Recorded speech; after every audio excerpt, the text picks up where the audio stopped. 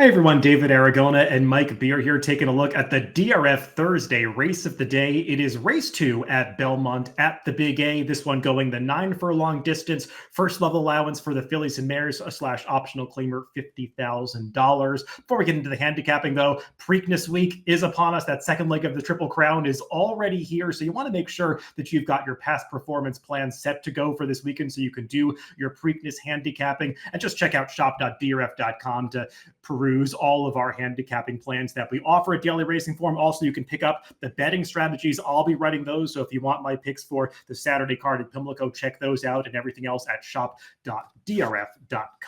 Well, Mike, only 6 runners signed on for this race of the day on Thursday. And feels like we got a couple of horses going out for the Chad Brown stable that are going to attract a lot of support here. Yeah, it does seem like his 2 horses could take a lot of money in this race, David. I don't know, man. It's a 6-horse field. I thought among 4, the 2 and the 3, I thought were kind of hard to make in here. The other 4, I'm not really sure how much is separating those 4 horses in here. So it'll be interesting to see how they bet this race.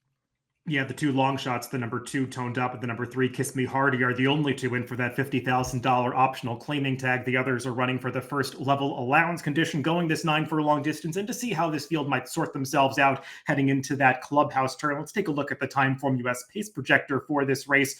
And Mike, kind of a tough one to read. A couple of horses in this field are putting blinkers on, the number 1 Bell's Beach and the number 5 Into Amore. So maybe that's going to elicit a little bit more early speed from either one of those horses. So I think that's why they're showing forward on the pace projector. But I think this is going to be a rider's race. Whoever wants to get aggressive into that clubhouse turn can probably make the front. Yeah, I feel the same way about it. I mean, when I first went through the race, I don't think I thought Into Amore was going to be the horse on the lead in this race. But I guess the more that I look at it, I can understand that she could certainly be a part of this thing early. We'll see. I didn't feel like whoever made the lead in here was going to be at some kind of huge advantage, David. Again, I think there are 4 horses in here who are really, really well matched, and trips will be important, but I don't think getting to the front is necessarily a huge advantage.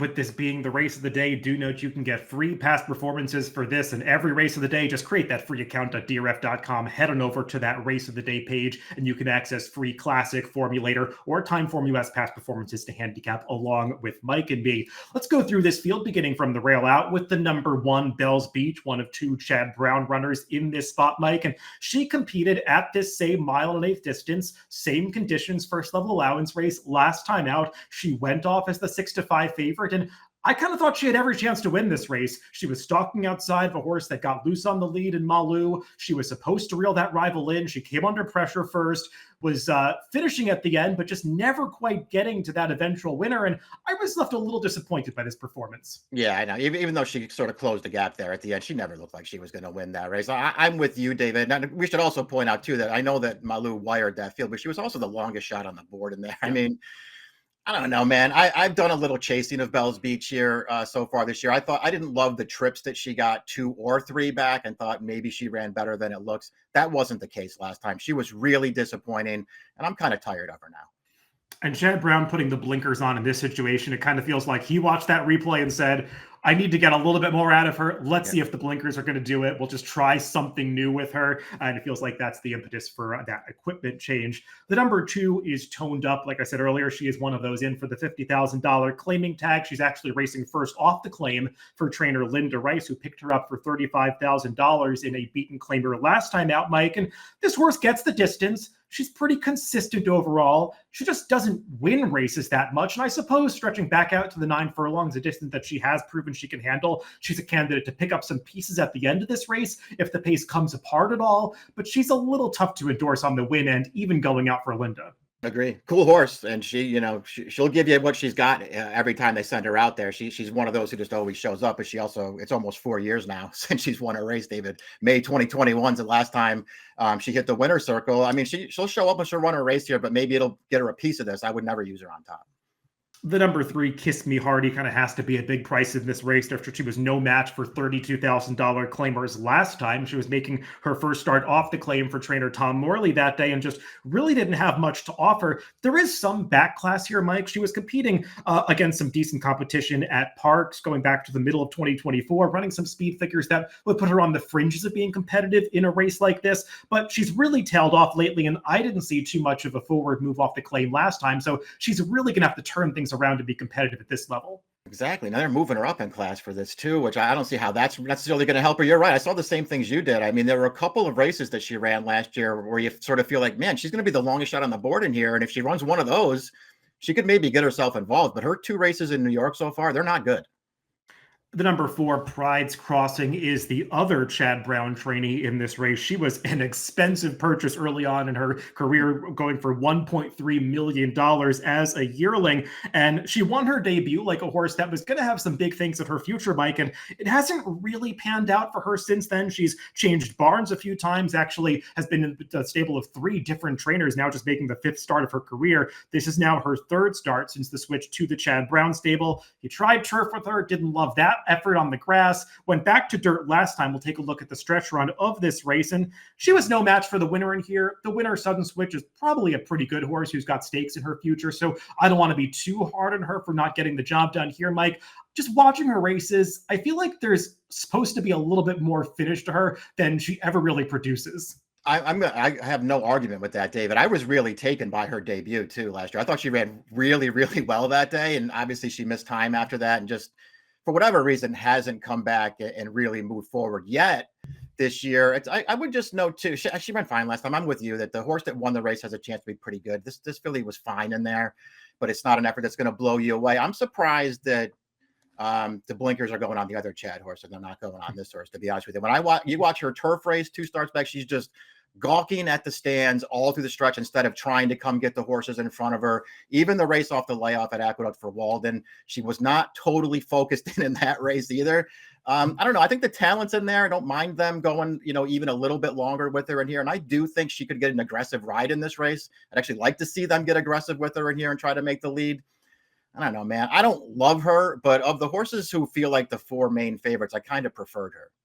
Mike, I don't know if you looked into this at all, but something I was focusing on that April 10th race at Keeneland was that everyone who had success, actually the top 3 finishers, rode the rail every step of the way. And I went back and watched several races from that April 10th card, and a lot of horses that stayed inside of Keeneland that day really outran the rods. Plenty of long shots in other races that seemed to overperform racing on the inside. So I wonder if that race had a real rail flow and benefited those horses. And moving on to the number 5, Into Amore, who's coming out of that same race. She was also in that replay, finished 4th at the end. And I could say a lot of the same things about her that I said about Pride's Crossing. You watch her races, she travels well. They've set her down. She doesn't really finish the way that you want to see. So she's one that they are putting blinkers on. Todd Pletcher trying to add those blinkers, hoping to get a little bit more out of her. But going back to what I was saying earlier, Mike, about maybe there being a slight track bias on April 10th, she's one that I'd be willing to upgrade if that is the case, because she was 2 to 3 wide every step of the way and then failed to finish. But like others, she's going to need to move forward with this equipment change.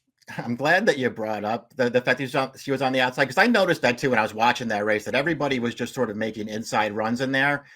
My only issue with it as far as Into Amore goes is, even if I wanted to give her a little extra credit for that performance, I don't like any of her other races. I don't like her debut win. I don't like either of the races where she was second when they stretched her out for her next 2 starts. I just thought she ran fine and had no excuse either time.